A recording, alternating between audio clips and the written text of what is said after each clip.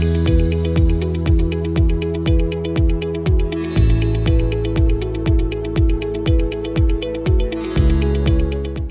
అండి, నేను doctor Apoorva, consultant obstetrician and gynaecologist at Kiran multi speciality hospital, Karmanghat. ఇవాళ మనము నార్మల్ పీరియడ్స్ గురించి మాట్లాడుకుందాం అండ్ పీరియడ్స్లో వచ్చే ప్రాబ్లమ్స్ గురించి మాట్లాడుకుందాం. అసలు నార్మల్ సైకిల్ అంటే ఏంటి, ఒక మెన్స్ట్రల్ సైకిల్ అంటే ఏంటి అంటే పీరియడ్ వచ్చిన ఫస్ట్ డే నుంచి నెక్స్ట్ మంత్ సబ్సిక్వెంట్గా వచ్చే సైకిల్ ఫస్ట్ డే వరకు డ్యూరేషన్ ఎంత ఉంటుందో that is called the normal cycle. So cycle menstrual సైకిల్లో వేరియేషన్స్ అనేవి లెంత్ ఆఫ్ ద సైకిల్లో రావచ్చు. అంటే 30 రోజులకు ఒకసారి కాకుండా 40 రోజులకి 45 రోజులకు ఒకసారి రావచ్చు. So length of the cycle might vary and the duration of the cycle. కొందరికి 5 రోజులే బ్లీడింగ్ అవ్వచ్చు, లేదంటే కొందరికి 10 రోజులు 7 రోజులు అలా బ్లీడింగ్ అవ్వచ్చు.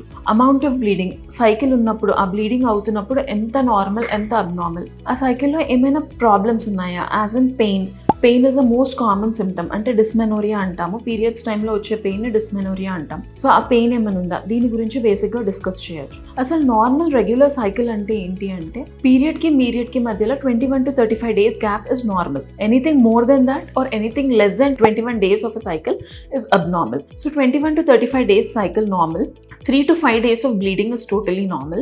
Amount of bleeding లో చాలా సబ్జెక్టివ్ వేరియేషన్స్ ఉంటాయి. కొందరికి ఒక ప్యాడ్ చేంజ్ అయినా ఎక్కువ అనుకుంటారు, కొందరికి 1 to 2 pads చేంజ్ అయినా that might be normal. So around 80 ml of blood loss on an average 3 to 4 pads కన్నా ఎక్కువ చేంజ్ చేస్తున్నప్పుడు అది హెవీ బ్లీడింగ్ అని మనం గుర్తించాలి. Pain during the cycle, dysmenorrhoea అనే దాంట్లో కూడా 2 వేరియంట్స్ ఉంటాయండి. ఒకటి స్పాస్మోడిక్ డిస్మెనోరియా అంటాము, ఇంకొకటి కంజెస్టివ్ డిస్మెనోరియా అంటాం. స్పాస్మోడిక్ డిస్మెనోరియా అంటే మనకి పీరియడ్ వచ్చే టైంలో పెయిన్ ఉంటుంది, పీరియడ్ అయిపోగానే తగ్గిపోతుంది. సో ఆ డ్యూరింగ్ ద సైకిల్ ఆ బ్లీడింగ్ ఎక్కువ అవుతున్నప్పుడు ఆ క్రాంప్స్, ఆ యూట్రస్ అనేది కాంట్రాక్ట్ అవుతేనే మనకి లోపల ఉన్న ఏదైతే ఎండోమెట్రియల్ లైనింగ్ ఉందో అదంతా షెడ్ అవుట్ అవుతుంది. సో అప్పుడు కొంచెం క్రాంపీ పెయిన్ ఉంటుంది, that is totally normal, which is called the spasmodic kind of dysmenorrhoea. కానీ కొందరికి పీరియడ్ వచ్చే ముందు కూడా పెయిన్ ఉంటుంది, ఒక్కోసారి పీరియడ్ వచ్చినప్పుడు చాలా పెయిన్ ఉంటుంది, పీరియడ్ వచ్చిన తర్వాత కూడా కొందరికి పెయిన్ ఉంటుంది. ట్రిపుల్ డిస్మెనోరియా అంటాం. ఎండోమెట్రియోసిస్ అని ఒక కండిషన్ లో ట్రిపుల్ డిస్మెనోరియా ఉంటాం. సో అలా అబ్నార్మల్ గా ఏమైనా పెయిన్ ఉంటుందా, పీరియడ్ అయిపోయాక కూడా పెయిన్ వస్తుందా, లేదా పీరియడ్ లో ఉన్నప్పుడు కూడా if that pain is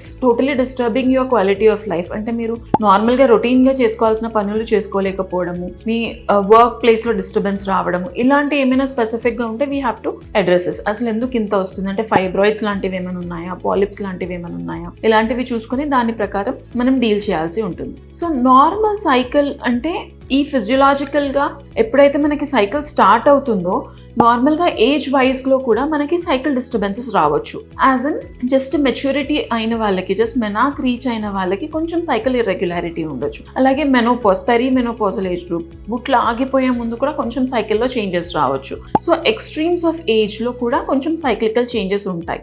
as in ఒకవేళ జస్ట్ మెనాక్ రీచ్ అయిన వాళ్ళలో మనకి నార్మల్గా మెన్స్ట్రేషన్ అవ్వాలంటే ఈస్ట్రోజన్ అండ్ ప్రొజెస్ట్రాన్ అనే హార్మోన్స్ ఉంటాయి. సో ఈ హార్మోన్స్ రిలీజ్ అనేది మన బ్రెయిన్ నుంచి సిగ్నల్స్ వస్తాయి అనమాట. సో హైపోథాలమస్ పిట్యూటరీ యాక్సెస్ ఒకటి ఉంటుంది. ఆ యాక్సెస్ ప్రాపర్ గా మెచ్యూర్ అవ్వదు కాబట్టి పిల్లలకి మెనార్క్ అప్పుడు ఒక 2 to 3 years టైం పడుతుంది for that access to set right. So initially కొంచెం లాంగర్ అండ్ లెందియర్ సైకిల్స్ ఉండొచ్చు, తర్వాత మెల్లిగా రెగ్యులరైజ్ అవుతాయి. Unless and until the bleeding is not too heavy or if it is not accompanied by any other symptom, అంటే severe గా pain ఉండడము, heavy flow ఉండడము, అలా ఏమైనా ఉంటే తప్ప ఇనిషియల్లీ ఒక 2 to 4 years లో చేంజెస్ ఉండొచ్చు and that is totally normal. Extremes of age అంటే కొంచెం పెరిమెనోపాజల్ ఏజ్ గ్రూప్, ముట్లు ఆగిపోయే ముందు ఏమవుతుందంటే ఫాలిక్యులర్ డెవలప్మెంట్ లో కూడా కొంచెం డిస్టర్బెన్సెస్ ఉంటాయి. సో అలాంటి కండిషన్ లో కూడా మనకి ఫాలిక్యులర్ గ్రోత్ తగ్గుతుంది, ఆ డెవలప్మెంట్ స్లో అవుతుంది అండ్ ఉన్న ఫాలికల్స్ కూడా తక్కువ ఉంటాయి యాజ్ వి ఏజ్. సో అలాంటి కండిషన్స్ లో కూడా కొంచెం ఇర్రెగ్యులర్ సైకిల్స్ ఉండొచ్చు, లాంగర్ సైకిల్స్ ఉండొచ్చు. These might be the thing. So this is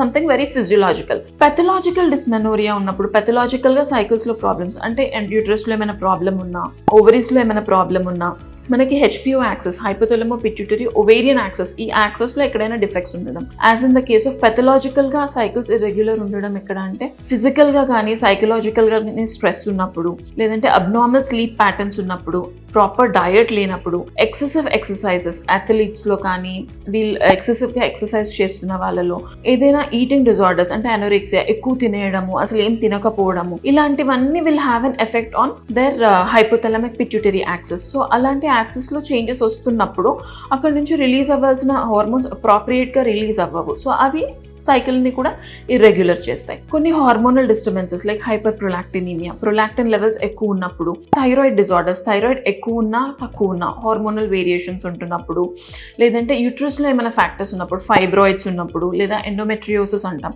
అంటే గర్భాశయం లోపలి పొరలో ఉండాల్సిన లైనింగ్ ఓవరీ పైన ఉండడము, అడినోమయోసిస్ అంటాము, గర్భసంచికి వాపులాగా రావడము, ఇలాంటి కండిషన్స్ ఉన్నప్పుడు కూడా మనకి పీరియడ్స్లో అబ్నార్మాలిటీస్ ఉండొచ్చు. ఇవన్నీతో పాటు పాలిసిస్టిక్ ఓవేరియన్ కాజెస్లో PCOD అంటూ ఉంటాం. సో పాలిసిస్టిక్ ఓవరీస్ ఉన్నప్పుడు ఇలాంటి వాళ్ళలో ఓవ్యులేషన్ ఎగ్ అనేది కరెక్ట్ టైంకి రిలీజ్ అవ్వనప్పుడు దాని నుంచి హార్మోన్స్ అనేవి కరెక్ట్ టైంకి రిలీజ్ అవ్వకపోగా మనకి పీరియడ్ అనేది కొంచెం డిలే అవుతూ ఉంటుంది. సో ఈ అన్ని కాజెస్ ఏమున్నాయి అనేది మనకు ఆ పీరియడ్ వేరియేషన్స్లో ఉన్నప్పుడు చూసుకుంటూ ఉండాలి. సో ఈ ఇర్రెగ్యులారిటీ ఉన్నప్పుడు, లేదంటే హెవీ ఫ్లో ఉన్నప్పుడు, లేదా డ్యూరేషన్ ఎక్కువ ఉన్నప్పుడు, or if it is associated with severe pain, ఈ 4 కండిషన్స్ ఉన్నప్పుడు you have to consult your gynaecologist and take an appropriate care. Thank you.